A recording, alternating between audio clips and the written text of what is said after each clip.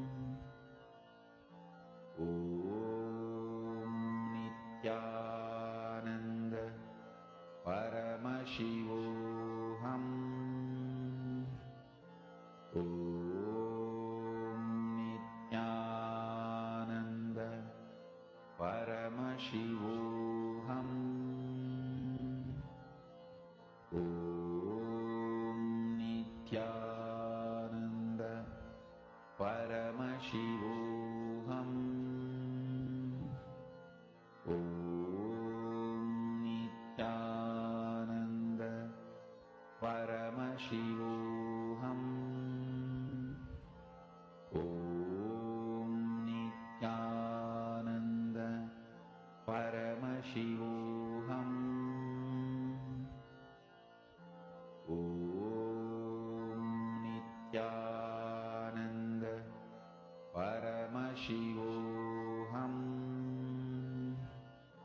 Om Nithyananda Paramashivoham. Om Nithyananda Paramashivoham. Om Nithyananda Paramashivoham. Om Nithyananda Paramashivoham. Om Nithyananda Paramashivoham. Om Nithyananda Paramashivoham. Om Nithyananda Paramashivoham. Om Nithyananda Paramashivoham. Om Nithyananda Paramashivoham. Om Nithyananda Paramashivoham. Om Nithyananda Paramashivoham. Mahā spiritual lullaby for Samadhi, and Suprabhatam, wake up call, wake up song for Paramashiva. This Mahā is spiritual lullaby for you to fall into Samadhi. Suprabhatam, wake up song for Paramashiva to wake up in you. Just remember this one powerful cognition. This Mahā puts me in Samadhi. This is spiritual lullaby for Samadhi, and Suprabhatam, wake up song for Paramashiva in me. For Paramashiva to manifest. With this one spiritual powerful cognition, chant this Mahā.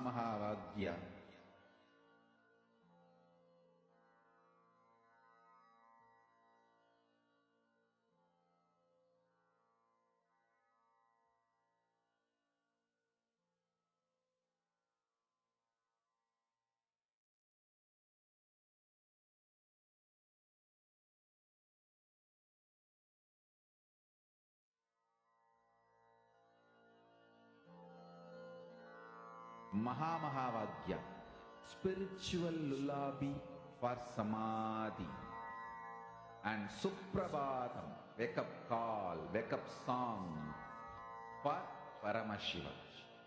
For Paramashiva to manifest.